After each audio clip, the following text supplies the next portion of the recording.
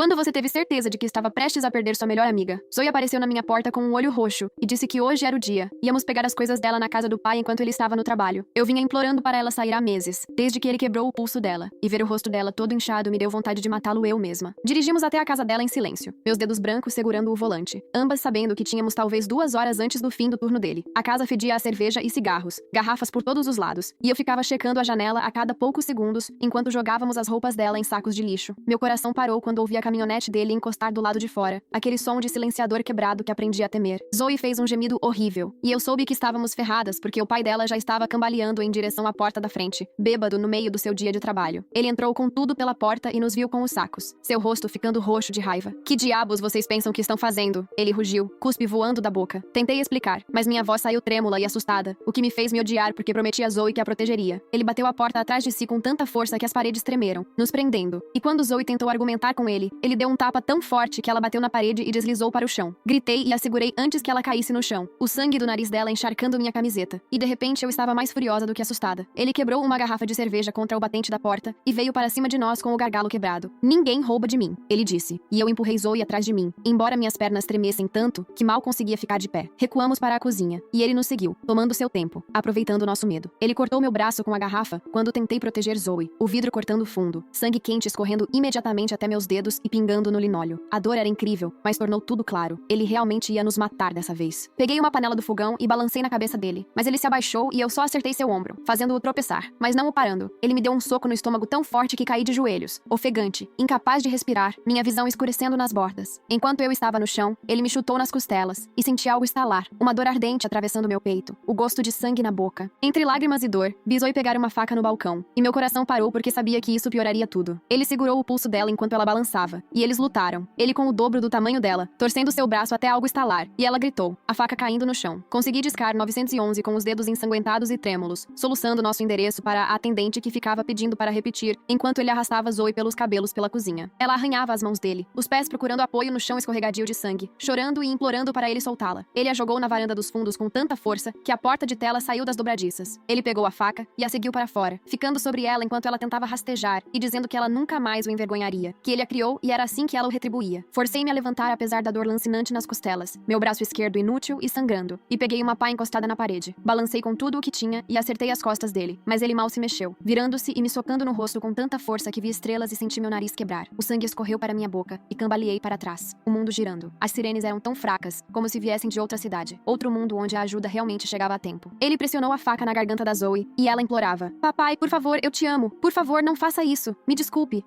tanto. A voz dela era tão pequena e quebrada, e eu sabia que tinha uma última chance. Joguei-me contra ele com tudo o que tinha, e caímos pela grade da varanda, lascas de madeira voando enquanto aterrissávamos no quintal. Ele caiu em cima de mim com todo o peso, tirando todo o ar dos meus pulmões, minhas costelas quebradas gritando de agonia. Ele ainda tinha a faca, e a levantou acima do meu peito enquanto eu estava paralisada, incapaz de respirar. Segurei seus pulsos, mas ele era muito mais forte, e a lâmina continuava descendo, centímetro por centímetro terrível, meus braços tremendo com o esforço de segurá-lo. Eu gritava, mas parecia distante, como a voz de outra pessoa, como se eu já estivesse flutuando fora do meu corpo, assistindo isso acontecer. Zoe tentava puxá-lo, mas seu pulso quebrado a tornava fraca, e ele a acertou com uma cotovelada no rosto, fazendo-a cair na terra. A ponta da faca tocou meu peito, e senti ela perfurar minha camiseta, depois minha pele, apenas rompendo, um ponto agudo de dor que prometia algo muito pior por vir. Olhei nos olhos dele e não vi nada humano ali, apenas raiva, álcool e anos de violência que terminariam conosco mortas em seu quintal. Meus braços estavam cedendo, músculos ardendo e falhando, a lâmina afundando mais, e as sirenes ainda pareciam estar a quilômetros de distância, e eu sabia que os policiais não chegariam a tempo. A lâmina empurrou mais 1 centímetro no meu peito, e senti o sangue quente se espalhando sob minha camiseta, encharcando a terra abaixo de mim. De repente, a voz de Tony Burnett ecoou do portão, exigindo que ele largasse a faca agora. O pai da Zoe virou a cabeça ao ouvir o som, e isso me deu folga suficiente para rolar para o lado, enquanto 2 policiais corriam para o quintal com armas em punho. A faca escorregou do meu peito enquanto me movia, e a dor era tão forte que quase desmaiei, mas continuei rolando para longe dele. Tudo aconteceu tão rápido depois disso, com o taser acertando o pai da Zoe nas costas, seu corpo inteiro enrijecendo antes de cair como um saco de pedras. Tony o derrubou enquanto ele estava no chão, e colocou as algemas enquanto outro policial chamava ambulâncias pelo rádio. Zoe rastejou até mim pela terra, e o sangue ainda escorria do nariz dela em um fluxo constante que me assustava mais do que meus próprios ferimentos. Os paramédicos chegaram e começaram a trabalhar em mim ali mesmo na terra, enquanto mais policiais arrastavam o pai da Zoe, e ele gritava que pagaríamos por isso e que nos mataria quando saísse. Eles continuavam me perguntando onde doía, e se eu conseguia mexer os dedos, mas tudo o que eu conseguia focar era garantir que alguém estava ajudando Zoe também. Eu a vi colocando uma tala no pulso dela e checando a cabeça cabeça onde ele a acertou, e ela continuava tentando dizer que estava bem, embora claramente não estivesse. Eles me colocaram na ambulância primeiro, e uma enfermeira chamada Alana Crawford cortou minha camiseta com uma tesoura para ver o ferimento da faca. Ela me disse que eu tive sorte porque a faca não atingiu órgãos importantes, mas eu precisaria de pontos e provavelmente de muitos exames para garantir que nada interno estava danificado. Tudo o que eu conseguia pensar era se Zoe estava bem na outra ambulância atrás de nós, e continuava perguntando a Alana se ela sabia de algo, mas ela apenas continuava trabalhando no meu peito. Na emergência, me levaram passando pela Zoe na maca dela, e seguramos as mãos uma da outra por apenas um segundo, antes de nos levarem em direções diferentes. O rosto dela estava tão inchado que mal dava para ver seus olhos, e ela estava chorando e dizendo que sentia muito repetidamente, como se algo disso fosse culpa dela. Levaram-me para uma sala de trauma onde Alana começou a costurar o ferimento da faca, enquanto outra enfermeira limpava todos os outros cortes.